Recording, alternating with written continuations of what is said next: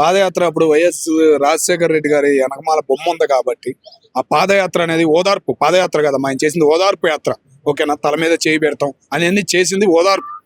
ఏంటంటే వైఎస్ మీద అభిమానంతో కొంతమంది చనిపోయారు, దాన్నే పాదయాత్రగా మార్చాడు. కానీ ఈసారి ఎటువంటి పాదయాత్రలు చేసినా జగన్మోహన్ రెడ్డి గారికి ముఖ్యంగా ఉపయోగం అనేది లేదు. ఆయన మారాలి, పూర్తిగా ఆయన మారాలి. ఆయన పార్టీలో ఉన్న సంస్కృతులు చదువుతారు చూసావా, వాళ్ళని మార్చే వరకు జగన్మోహన్ రెడ్డి గారికి గెలిచే అవకాశాలు లేవమ్మా. ఇది 29కి లేవు, 34కి లేవు, సో 44 వరకు అవకాశాలు అయితే లేవమ్మా.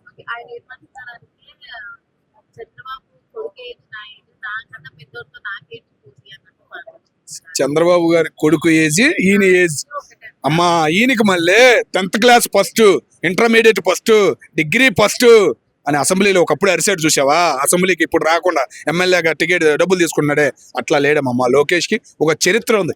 రేపు అన్నట్టు రేపు లోకేష్ బాబు గారి పుట్టినరోజు కాబట్టి చెబుతున్నానమ్మా ఒక మాట గట్టిగా. లోకేష్ బాబు గారికి ఉన్న తెలివితేటలు, అటు నారావారి తెలివితేటలు ప్లస్ ఇటు మా ఎన్టీఆర్ బుద్ధులు అనేవి ఆయనలో కనపడుతున్నాయి. ఆయన మార్పు పప్పు అన్న ఎదవలకి ఈనాడు మా లోకేష్ బాబుని చూడండి ఎంత అభిమానం పెరిగిందో. ఒక అభిమానం తెచ్చుకోవడం అంటే అంత సామాన్యమైన విషయం కాదు.